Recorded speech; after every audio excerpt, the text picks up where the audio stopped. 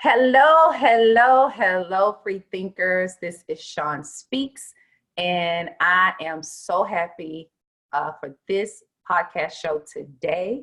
I have a fantastic guest here today on January 24th, 2020. Happy Friday, happy Friday. This time space sequence that we call January 24th, 2020. Our guest here today is a new author. Her name is Michele Johnson, and she has a new book out entitled Pain Free: Living a Full Life Despite Chronic Pain. Living a full life despite chronic pain. So I am so glad that she's on this podcast on our platform to share her story, to share her new book.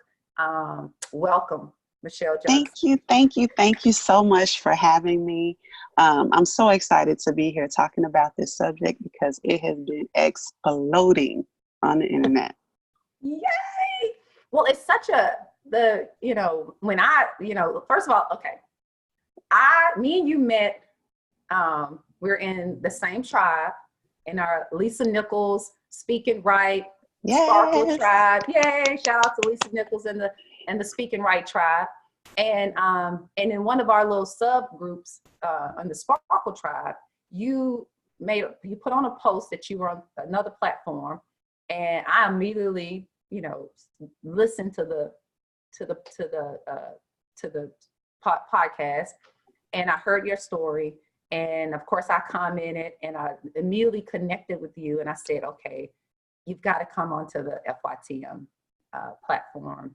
And when your book is released, I definitely want you to come, onto the platform. And you said, for sure. And you even sent me a manuscript copy of the book. And Absolutely. Yay! I was like, all right, so I appreciate that. And so we've been sort of connecting through that. And when I, finally got a chance to actually read the book, which is an excellent read. Thank you. It's such a powerful book because you're basically teaching people that no matter what your circumstance, something as dire as living with a pain that maybe others can't see and others can't understand, but you have it, right? And you're figuring out a way, hey, wait a minute, I can live pain-free with the pain. Yes, reframing the definition. Exactly. So I just want to, I just think that that's amazing. All right. So as I was reading the book, at 23, you were diagnosed with fibromyalgia. Yes. Tell us about that. So fibromyalgia is a chronic pain, nerve, and muscle disease where any part of the body can become in pain. The body is not reading the signals of pain correctly. So things that normally wouldn't hurt anyone else, the brain is thinking, oh, that's something to be causing pain. So sometimes it can be as simple as not being able to touch my skin. Sometimes it is burning in my feet. Sometimes it is crippling pain in my abdomen. You never know what you're going to get. So that's kind of what fibromyalgia is. Okay. And at 23, what were you doing from a career standpoint? Were you in school at 23 or were you working? So I was working for a telecom industry, doing customer service, doing the smile on the phone, let me help you with your phone bill spiel. I was also a teen mentor minister. Okay. So I was very active in my church at the time. Okay. All right. So now at 23, you're working at a customer service, at a phone service company. And what started happening with you that just kind of from a physical standpoint that got out of control? Well, I was in rehearsal for a church show. It was a huge dance project, and I grew up dancing in the block parties and everything, so I was ready for this show. And so every day between work and practicing for this show, I started to notice that I was so tired that I would fall asleep on the road. Like I would wake up and be at a stoplight. And I was just having more and more pain. I had to tell my employer at the time, hey, can I walk around in footies? Because it just hurts too much to walk around in shoes. Wow. And they were like, okay, that's not normal. So I was going to the doctors, all your lab tests come back normal. They can't see anything wrong with you. I was a 23-year-old dancer, so I had a washboard stomach and muscles. And they were like, girl, ain't nothing wrong with you. It's all in your mind. I went Wow. to 8 doctors. You went to 8 doctors? 8 doctors. All right. So you're 23 years old. You're having pain, but the medical tests are showing that there's no pain. So Right. I'm sure that they're telling you it's all in your Yes. head, right? But you're feeling it in your body. Exactly. Right? And you're on top of that, you're a dancer. Yes. What happened to you with regards to your job? So the neat thing about being a person who is motivated and driven is you do well on your job. So I was a star performer at work. I would get my work done in 2 to 3 hours. Okay. For an 8-hour day. So they were like, as long as you keep doing what you're doing, we'll accommodate you. We'll accommodate you needing to wear footies, having to have a heater at your desk. I used to take an hour nap during my work day. So they accommodated a lot. And they actually ended up going out of business. I don't know if, they were being so accommodating because they knew they weren't going to be around, but that's what happened. Okay. So the company that you was working for went out of business. So you found yourself without a job. Yes. In constant pain at 23 years of age. Yes. After seeing 8 doctors. Yes. How to find some healing to your pain. Yes. Tell me about how you went into the disability office to try to seek some assistance. So I had already been denied food stamps when I went to the disability office. And so I was thinking, okay, while I'm unemployed, because I got a little severance package from being laid off. And I said, while I'm unemployed, maybe I can go to school, maybe I can learn something, but I'm going to need some help to support myself in the meantime. Okay. What can I do? So since I was recently diagnosed with fibromyalgia, I would get on these forums online. Back then it was still the .com, AOL, Yahoo Messenger thing, right? And so people were always talking about applying for disability with fibromyalgia. Okay. And so I thought, okay, well, I'll apply for disability. Now, many of those folks are a little older. They have other health problems. And so maybe that's why they were getting disability. But when I stepped in that office at 23, washboard stomach, muscles, everybody in there had on oxygen masks. They were pushing walkers. A lot of these people looked like they were on their last leg. Wow. And I was like, man, I don't look like these people. Thank goodness someone had told me to not go in there dressed up. I had on a skull cap. I had on a few layers of clothes because I was thinking, I don't look all that sick. Maybe I can make myself look like how I feel. You were trying to make yourself look like how you feel. Yes. So you went into the disability office to seek some financial assistance. Yes. And they turned you down? Well, yes, I knew it. I knew it when I saw the examiner. The examiner looked at me like you look at somebody sucking your teeth. She was like, you don't look sick. That's exactly. I felt like I was wasting her time.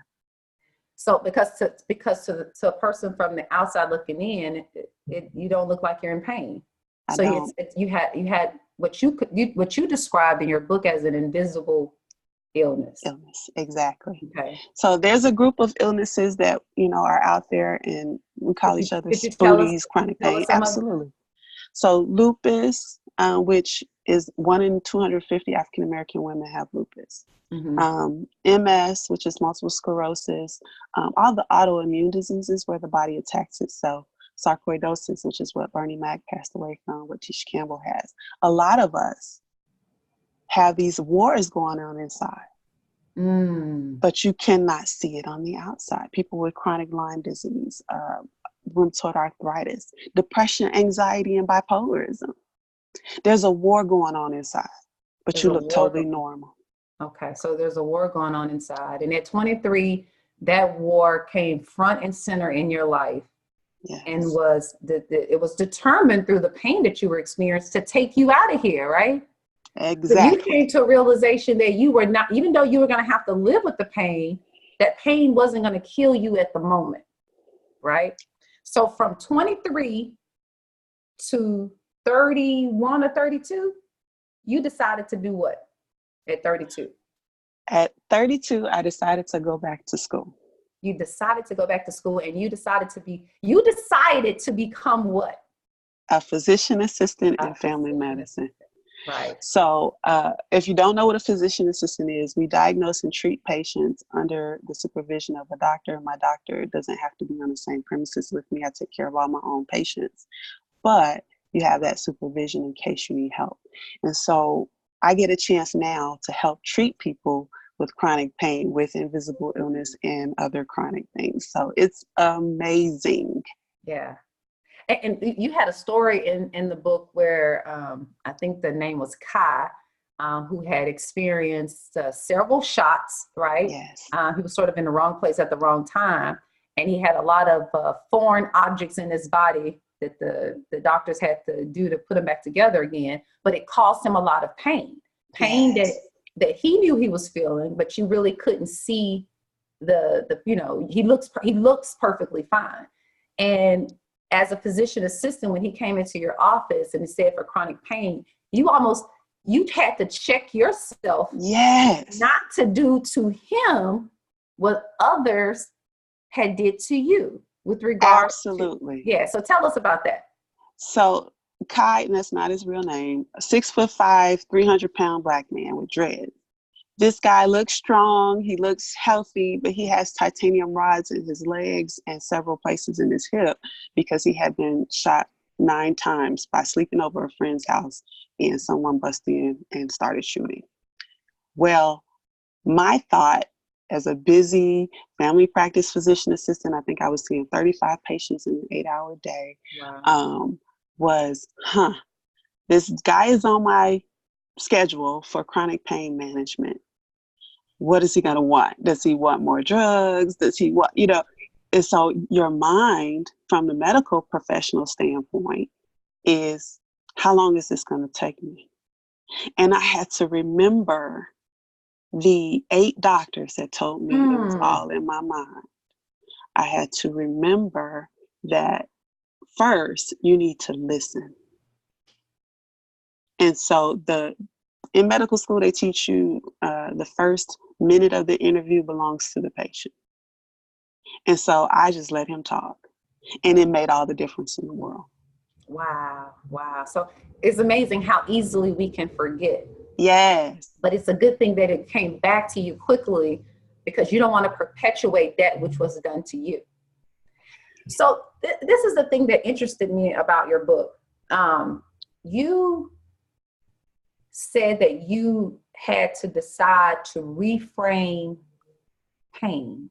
Yes. And I love the concept because that's one of the things, about this platform is I'm really challenging people to reframe everything, right? Yes. Everything you thought that you knew, everything needs to be, reframed. But you reframed pain to the point that as a PA, physician's assistant, you now are known as the pain-free PA. Yes. But you live with chronic pain. Yes, that's because pain-free means living a full life despite pain. We can't get rid of pain. Yeah. You can't get rid of pain. All of us will have pain. That's actually one of the ways to know you're alive. If you didn't experience pain, there's something wrong. So if I can say, hey, regardless of the situation, it's how to live a full life doing exactly what I was designed to do. If I didn't have pain, I would not be able to heal others. I would not have learned the lessons that I've learned. So I had to make it something different. It wasn't going anywhere. So you had to learn how to take 100% responsibility for your current situation, even in pain. Yes. And you had to reframe it so that the pain didn't control you or dictate your life, but you dictated it. And Yes. wouldn't you agree that you started to change the inner talk around what pain meant for you? Absolutely. It all starts with the mind. Mm. Everything starts with the mind. Your mind tells your body what to do. It's the boss. Mm. So instead of trying to change the employee, you have to change the boss. Ooh, say it again. Say it again. Instead of change. Instead of changing the employee, which is the body, I had to change the boss, which is the mind. Oh, I love that. Okay, so let's unpack that. All right, so how did you come to realize that it was the inner talk that was making the pain stop you instead of the pain catapulting you to the life you wanted to live? I definitely have to say that's trial and error. Okay, trial and error is Okay. good. Trial and error. My first coach was my mom. Okay. My mom had a saying. She says, remember, baby, you can always pick yourself up, brush yourself off, and start all over again. Yes, And yes. so when she would repeat this over and over, every time I made a mistake as a child. Got tired of hearing it, you know. But that framework helped me to know, just keep moving. Keep going forward. No matter what's happening, if you keep putting one foot in front of the other. So even when I stood rejected letter from the disability office, I was depressed.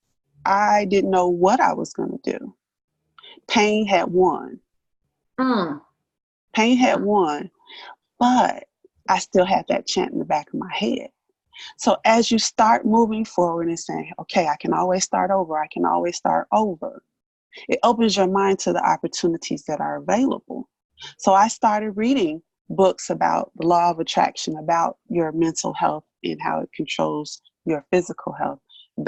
That's how I came in contact with Lisa Nichols, reading The Secret, then going on to As a Man Thinketh, and reading these books. And now we have things like podcasts and motivational speakers. But back then, just building on those one day at a time lessons helped me to change. It was not a quick process. But you made small changes that compounded over time. Absolutely. Okay. And you mentioned in your book, I think Elrod's book. Yes. The right? Miracle Morning. A Miracle Morning. And one of the things that you said that you started to do is you started to do some of those routines, right? Some of Absolutely. the affirmations, visualizations, silence, etc. Right? Yes, exercise and exercise. reading. Now, let's go back for a second. Now, you were a dancer, and you love dancing, and yes. you had an opportunity to dance in a show in Chicago, I believe, right? Yes. And after the doctor had already told you not to do it, right? And you did it anyway. I did it right? anyway. You did it anyway. But one of the things you stated in the book was that you did it anyway, and you were in chronic pain after you did it. Yes, right? I had a and huge you had flare. to come in excruciating pain. But the thing that interested me the most is that in the book you said you had to learn how to not focus on what you couldn't do anymore because of the pain and refocus your mind on what you could do. Absolutely. After that experience doing the dance in Chicago, you realize that form of exercise, maybe you shouldn't do it anymore because you were adding more pain on already pained muscles, right? And my enzymes were up at like 9 times normal. Wow. I was destroying my muscles. You were destroying your muscles. So you had to refocus on what you could do. And I think that that's powerful because a lot of times what happened with us is that we get on this cycle of what we can't do, how life is bad, what's wrong. And then what we don't understand is that when you focus on what's wrong, when you focus on how bad life feels, when you focus on there's somebody to blame, all that does is create a cycle to create more somebody to blame, life is Yes. bad, etc. But what you did, which was so powerful, you decided that, wait a minute, I'm not gonna, okay, you know what, maybe for the sake of my body, dance I may not be able to do. But there's other forms of exercise, right? That Yes. will help me empower, keep my body fit, tight and right, like I like to call it, right? But at the same time, it's going to open my mind. And you Yes. discovered yoga and Tai Chi, right? Yes. Now, how did you Yes. get introduced to yoga and Tai Chi? So interestingly, I was working for a eye care company. I used to work in ophthalmology, and they had a free membership to the gym. And a bunch of us got together and we say every Tuesday, Thursday, we're going to go to this yoga class together. And that's Okay. important because if you are ever trying to do something new, getting a buddy, getting an accountability partner, somebody that will go with you is huge. It'll make you do it because these people were looking for me at 6:30 in the morning. Okay. Well, I went to my first yoga class and I loved it. I loved that the instructor asked me if I had any physical limitation Mm-hmm. because he modified certain things so that I was able to do even the complicated postures without being in pain. Okay. So Wow. being introduced through a work colleague, thank you, work colleague, but changed my life. Wow. It's an exercise I can do. Wow. Wow. That's amazing. That's amazing. So you started doing yoga and Tai Chi, and that's your exercises instead of dance. Yes. Wow. Yes. Wow. And that's amazing. So you started doing what you could do and not focus on what you couldn't do anymore. That's Yeah, we another get form of trapped. reframing. We get trapped in what we think we're supposed to do or what we're supposed to have or what we maybe thought we should be by this age or what Wait a have minute. you. Wait a minute. You're speaking there, right? We get trapped on what we thought we supposed to do, what we're supposed to have at a certain age, who Yes. and I think because we get trapped in that, we never connect with who it is we actually really want to be, right? Because we're so busy trying to live other people's standards that we don't have our own standards, right? And Absolutely. and accepting ourselves however we are, whether that's with chronic pain, invisible pain, mental pain, emotional pain, right? Nobody's Yes. saying deny that the pain isn't there, right? Right. The pain is there, right? But we're saying don't get caught up in the cycle and don't let the pain be the boss of you. Right. You be the boss of the pain. It sounds simple. It sounds simple. It sounds simple, I but think once you I always like to say this, right? Which is one of the reasons I do silent time and focus time. I have what I call my grand rising routines. I try not to use the word morning for my own reasons, but I say my grand rising routine. And one of the things I do is I do silent time, and another thing is I do focus time.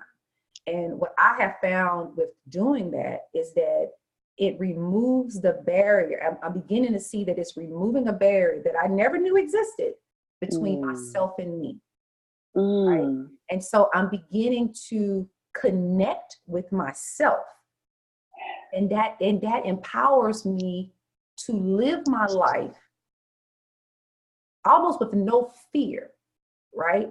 I think had I not been introduced to the word fear, it probably wouldn't even be in my vocabulary, right? Because I'm connecting with the oneness of life, right? Once you start to see yourself as one with everyone and everything, you yes. no longer have you don't buy into the dichotomies that we've been sort of told, right? Which is which is the reason you're able to live with pain, but yet be pain free, right?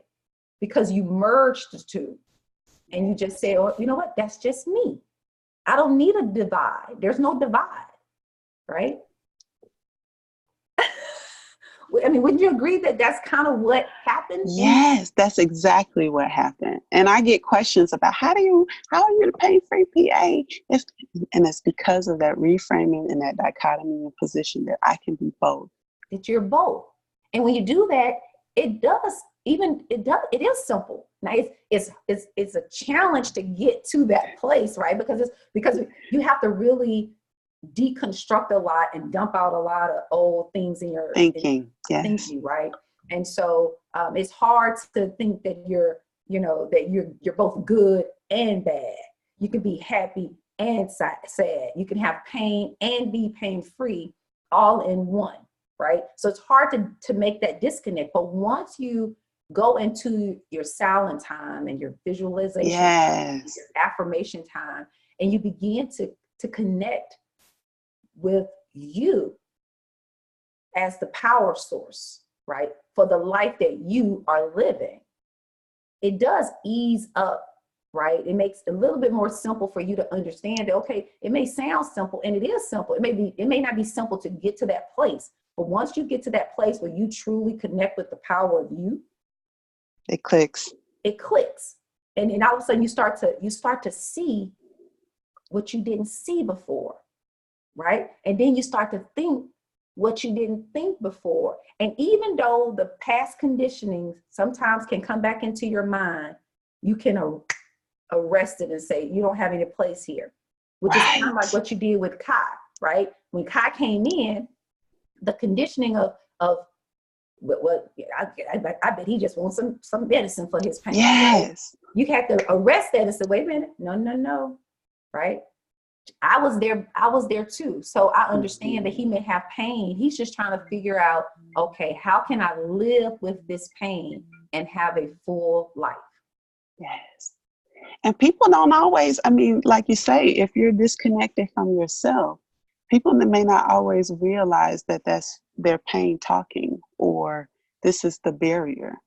Oftentimes people come in to me, Michelle, run some tests because I think I got thyroid disease. I think I got anemia.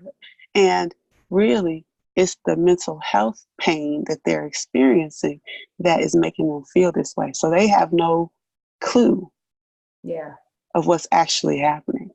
Wow. So getting that time is so important so you can reconnect to your divinity, to other people, to your spirit self. So exactly. We could talk all day about that. Exactly. No, I can. One of the things that, I think that I really connected with in your book was your ability to sort of give guidance to people who have these invisible pains, right? Keeping a food diary, right? Exercise, figuring out what works for you, what doesn't work for you. And although not every invisible disease can be healed with a better diet can still make you feel better. Mm-hmm. And when you feel better, right, when you feel better and you control that inner thinking, that inner talk, right, you may find that you're not focusing on that pain. Right? Yes. It's almost like what your book helps people with all kinds of pain, chronic pain, invisible pain, transcend their pain. Yes. To the point where the pain is there, but it's not all at the same time. It's background noise.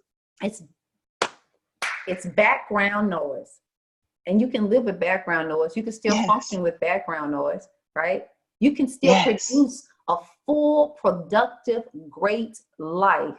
Yes. Even with background noise playing. That's all I'm saying. That's powerful right there. That is powerful right there, Miss ThePainFreePA. That is powerful. So all y'all got to go get the book, because now she said that it can address any kind of pain. And so if that's the case, we got to get this message out because people are hurting. We have to share this message because people are hurting. And maybe you don't have fibromyalgia. Maybe you don't have lupus, right? Or some of the other 8 diseases that Michele Johnson, ThePainFreePA, talked about earlier. But maybe you have emotional pain. Maybe you have a pain within your mind, right? Or a pain to want to do more or be more or have more, but you still feel like life is working against you, right? Mm-hmm. But and I think Michelle will agree, life is not working against you. You've got to take control and become the source power of your life and allow your mind to work for you. Allow your thoughts to work for you. And that means you have to learn how to reframe any pain, any situation so that it benefits you, right?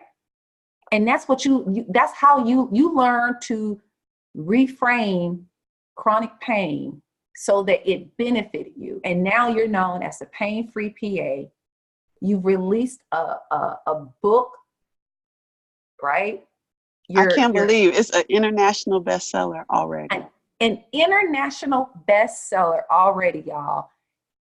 And she's still in pain, but she's transcended it, right? Background noise. Background noise. I like that. So it's background noise. All right. So I am loving this. Let me see. There's you have this statement in the book where you said, mourn the losses from your illness, right? So that was in connection with not being able to dance anymore. Not being able to dance anymore, not really knowing what I would do next. Because it's very unpredictable. You don't know what pain you're going to be in. And so I had to mourn the fact, just like losing a family member or someone close to you, I had to mourn my physical abilities. So you had to acknowledge that this was here or this is not here anymore, right? Mm-hmm. Sort of like when I lost my dad a couple of months ago.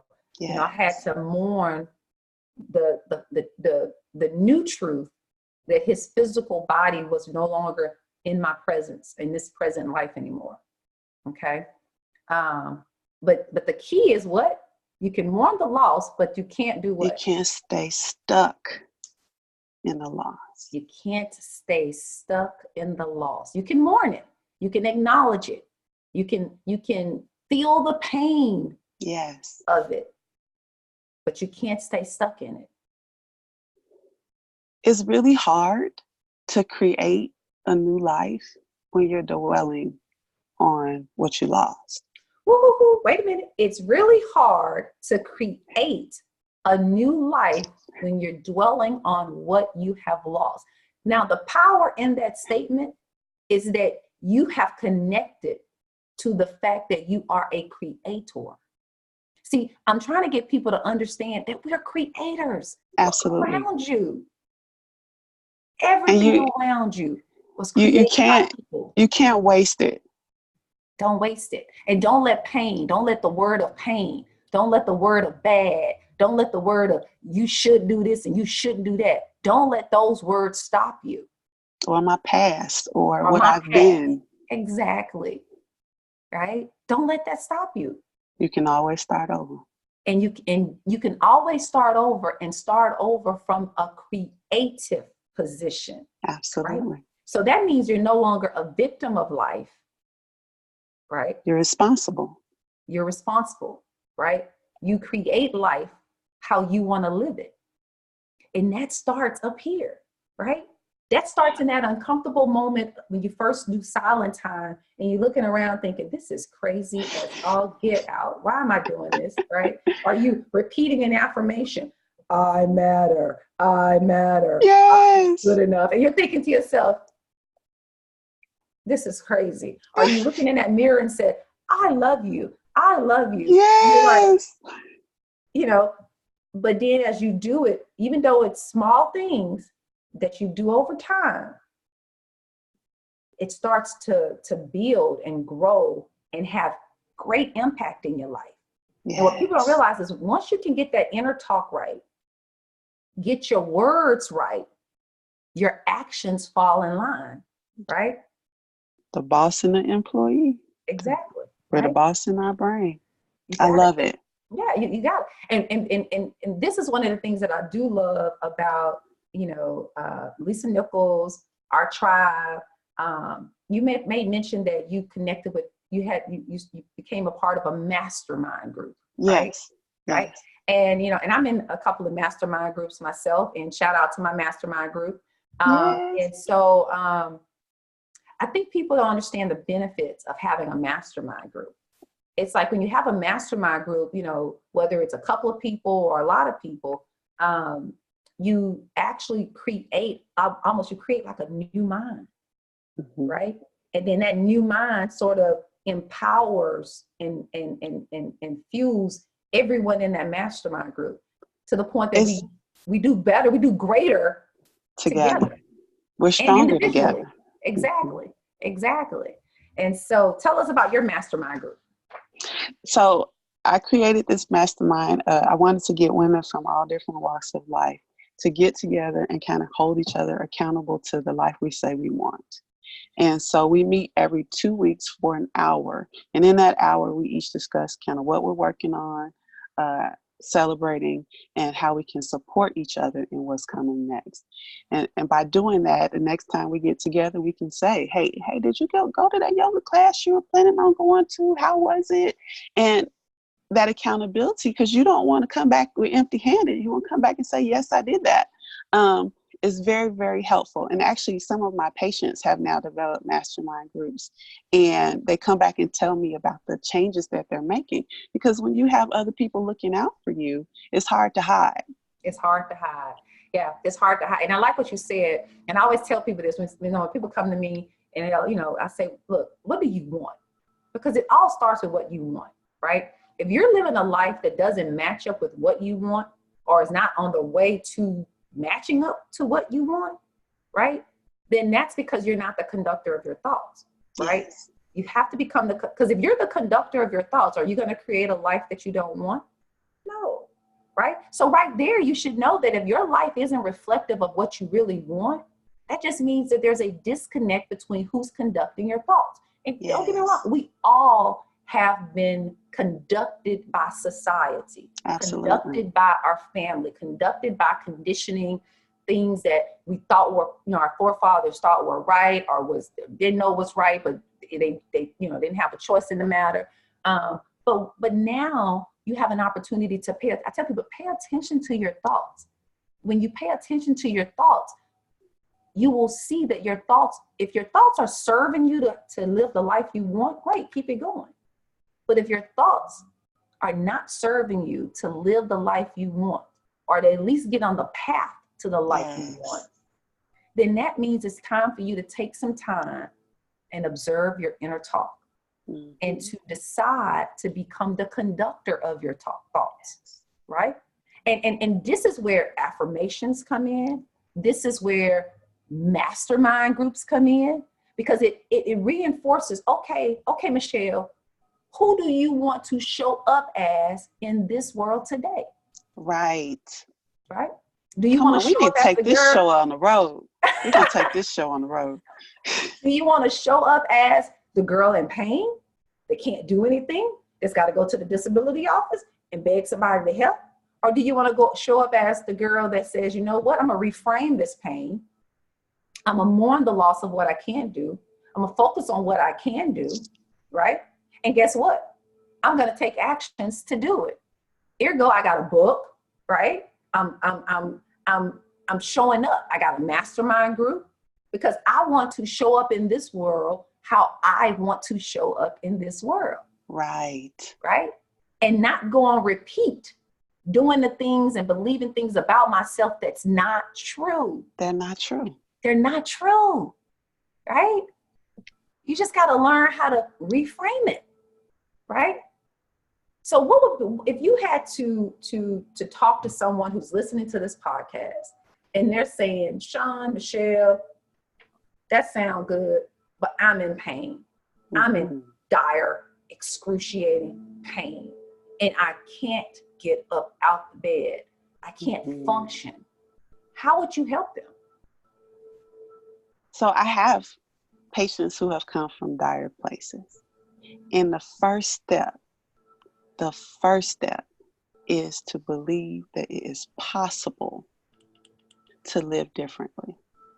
The first step is to believe it is possible. And if I can show my example, many patients that I've worked with example, If you see that it's possible and you have just that little bit of hope, we can reframe your pain too. How are we going to do it? One step at a time. Any step in the direction of what you want is better than staying where you are. So any step forward is better than staying in this constant pain mental cycle like you were talking about before. So if we can do one thing to break out of it, maybe it's reading something motivational 5 minutes a day. You don't have to get out your bed for that. Maybe it's meditation every day for 2 minutes to take your mind off that pain for 2 minutes. Now, out of the 24 hours of pain, it's minus 2 minutes. Out of the 24 hours of pain, it's minus 2 minutes. And if that's done over time, that compounds. It does.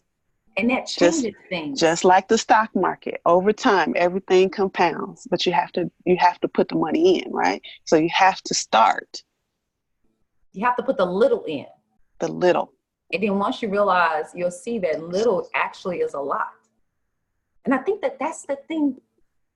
That's the thing that I think that we don't realize, is that a little is a lot. It is. Yeah, yeah.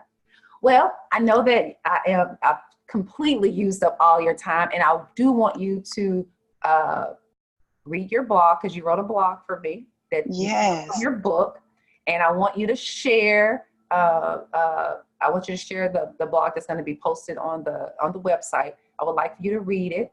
And then also, when you finish, I want you to tell people how they can connect with you on all of your social media sites, and we'll go from there. All right, so I would turn it over to you. You could read your blog. Okay. First of all, you're not taking all my time. I appreciate our time sharing this together with your viewers. So the blog is called Thriving Despite Pain. My affirmation is, I love life, and life loves me back. How many of us don't look like what we've been through? As a family medicine physician assistant, I have the opportunity to treat all kinds of chronic diseases. I've been from China to Cuba learning about holistic health and ways to heal. I am finally living a full life despite my own chronic pain, and I wrote a book to help others. However, it wasn't always this way. I was diagnosed with fibromyalgia, a chronic pain illness, at 23. Despite my lean frame and wide smile, I struggled every day to peel myself out of bed. Sometimes I even had to crawl to the bathroom because my legs refused to work. Surviving on $141 a month in food stamps and laid off from my job, the breaking point was the denial from the disability office. My mother's words rang like a chant in my head. You can always pick yourself up, brush yourself off, and start all over again. I started learning about the power of my mind. Course by course, I earned degrees and scholarships, but I also gained a purposeful mindset that served me. I started focusing on what I could do instead of what I could no longer do. Taking it one day at a time and getting back up every time I fail has made all the difference. I loved life, and life loved me back in limitless supply.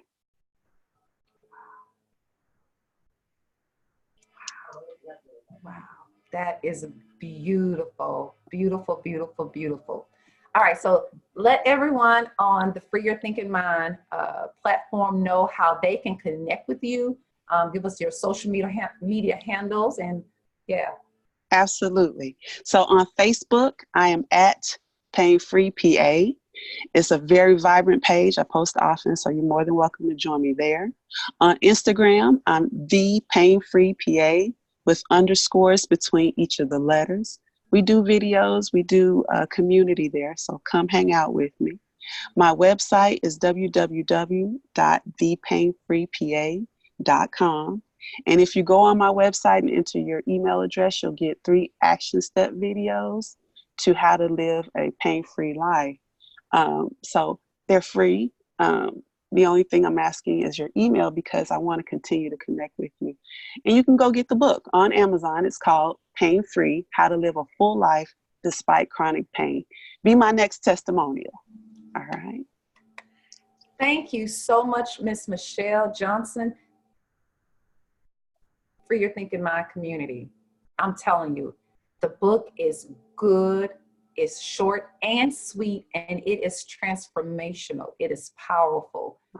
It's going to get you to think, right? You just need to think about it, and reframing it is critical.